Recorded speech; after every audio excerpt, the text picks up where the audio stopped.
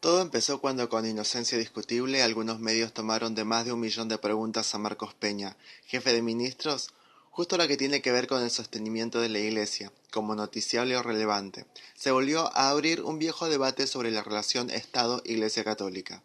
Verdad histórica.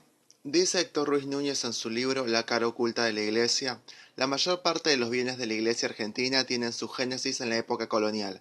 En los siglos XVI y XVII, la corona española cedió cientos de miles de hectáreas a los obispados y a los conventos que se establecieron en el Nuevo Mundo. En el siglo XVIII, en cambio, el crecimiento de las propiedades eclesiásticas derivó de donaciones y herencias.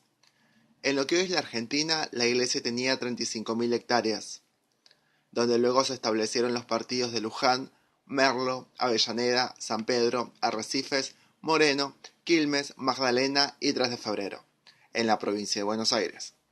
También la iglesia era propietaria de 300 manzanas en la actual ciudad autónoma de Buenos Aires. La renta que producían estas tierras servían al sostenimiento de las obras religiosas, el mantenimiento de orfanatos, hospitales y a la creación de nuevas comunidades y parroquias, en una región que crecía con gran velocidad demográfica. Continúa el reconocido anticleral periodista de La Nación. Bernardino Rivadavia, siendo ministro de gobierno de Martín Rodríguez, produjo un hecho que durante 150 años fue motivo de debates. Expropió numerosos inmuebles de la iglesia. Los sucesivos decretos no se limitaron solo a los bienes, también reglamentaron distintos aspectos de la actividad religiosa, dentro de un proyecto conocido como Reforma Eclesiástica. Esto ocurría en 1822. El detalle a tener en cuenta es que, a diferencia de lo que sucede en la mayoría de expropiaciones, el Estado no dio a la Iglesia pago o indemnización a cambio. Muchas comunidades religiosas quedaron literalmente en la calle. Tal fue el caso de los monjes recoletos, a los que se les quitó la propiedad donde hoy podemos visitar el cementerio de la Recoleta. Luego fueron las sucesivas constituciones, las de 1853 y 1994, las que consagraron en su artículo 2 el sostenimiento del culto católico, y fue el gobierno militar de la última dictadura el que promulgó una ley dando respuesta definitiva. Pero hay más. Alguien insospechado de clericalismo como Bernardo de Irigoyen, en la sesión del 11 de agosto de 1871 de la Convención Constituyente de Buenos Aires decía: la verdad del caso, señor presidente, es que la Iglesia se sostenía con los bienes que poseía, donados por los fieles. Vino el año 22, en el que el gobierno concibió la idea patriótica de una reforma general, y en ella comprendió también el clero. Al clero. Se inició, pues, la reforma eclesiástica, y para llevarla a cabo sancionó una ley que en su artículo 19 dice lo siguiente: desde el 1 de enero de 1823 quedan abolidos los diezmos y las atenciones a que eran destinados serán cubiertos por los fondos del Estado. Viene enseguida otra disposición de la misma ley, de donde resulta que no fue la Iglesia Católica la que trató de ser sostenida por el Estado, sino que fue el Estado el que tomó posesión de todos los bienes de la Iglesia, el que suprimió las contribuciones con que la Iglesia se sostenía, y que fue el Estado el que, creyendo que estaba realizando una reforma liberal, una reforma de alta conveniencia pública, dijo: tomo a mi cargo el sostén del culto católico en este país. Esta es la verdad histórica. Es decir, en sencillas palabras, la Iglesia en Argentina era una organización autofinanciada e independiente del Estado. Fue el Estado el que la quiso hacer dependiente para disciplinarla e intentar manejarla en su acción y discurso. Y esta verdad no la dice la Iglesia. Los colegios católicos. La gran mayoría de los colegios católicos del país reciben subvención estatal para el pago de sueldos.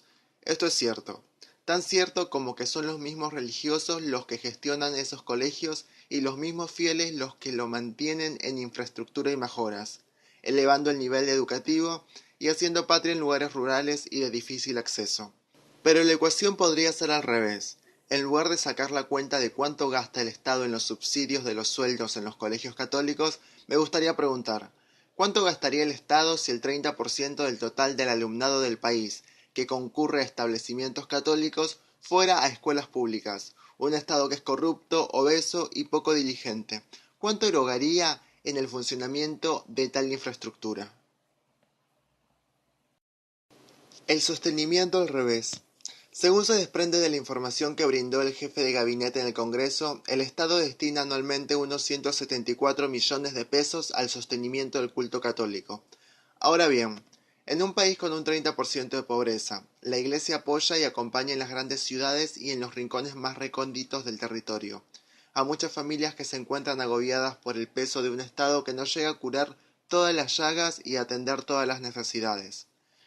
La Iglesia Católica en Argentina, a través de Cáritas Nacional, invirtió durante 2016 en educación, ayuda inmediata y emergencias, desarrollo institucional, abordaje de las adicciones y economía social y solidaria, más de 94 millones de pesos. Si tenemos en cuenta la colecta de Cáritas, se divide en tres tercios. El primero para Cáritas Nacional, el segundo para Cáritas Diocesana y el tercero para Cáritas Parroquial. El número se multiplica por 3 y pasamos solo en el 2016 a mucho más de 282 millones, puesto que no estamos considerando las donaciones que en todas las parroquias se reciben a diario para el desarrollo de Cáritas y que no se cuantifican, porque se van destinando casi de forma instantánea para cubrir las necesidades de miles de familias.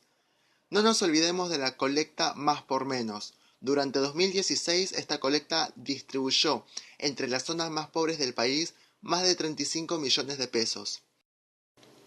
Así las cosas, teniendo en cuenta un mínimo crecimiento de 20% entre 2017 y 2018, la Iglesia Católica en su conjunto estaría erogando para paliar necesidades donde el Estado no está alrededor de 380 millones de pesos.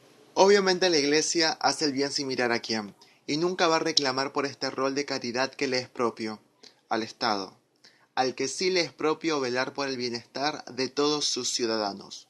Para finalizar, solo me gustaría aclarar que lo que recién dije no se trata de algo que se me ocurrió, se trata de un artículo que sacó el sitio web losandes.com.ar hace un tiempo atrás.